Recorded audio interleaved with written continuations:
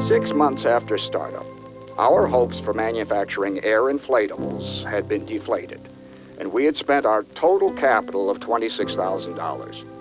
The only possible source of financing was a public sale of stock. Pentair's first outside shareholders took a chance on the integrity of the principles of the company when the business itself was in a state of collapse. These shareholders, ordinary people who really didn't have money to lose, saved the company. Protecting their interests became our highest priority.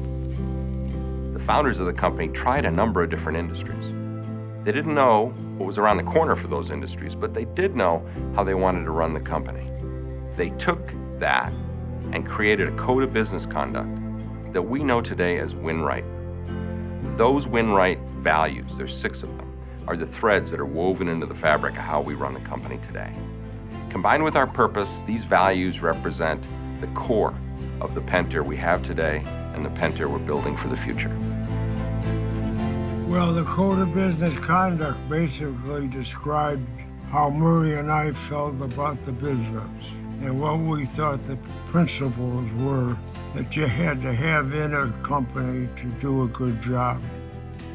Win Right values are an extension of the overall culture that Pentair has had throughout its whole history, and each one says it a little different, but it says the same thing. The company does want to prosper and succeed, but we want to do it with good values and a tradition of Pentair.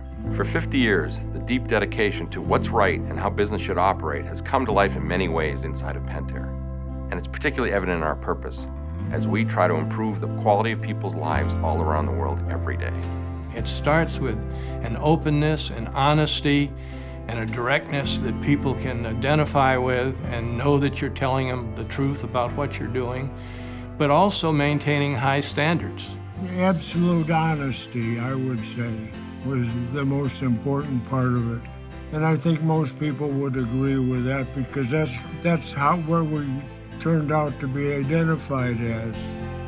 If you respect people, you're going to come up with a winning team. Innovation comes from the people themselves.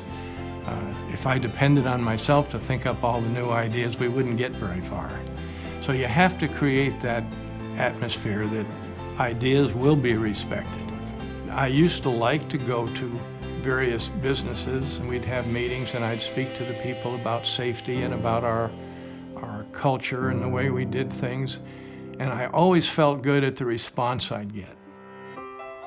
In 1997, when Winslow Buxton was interviewing me to join Pentair, he talked a lot about the culture, in particular about the code of conduct. And he said, I think we've got the code right. We've got the right values. But, frankly, we're not high performance enough. And that really captured my imagination.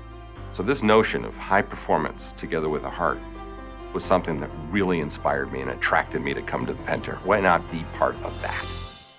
Once I joined the company, we were dedicated to building a company that had high performance with a heart.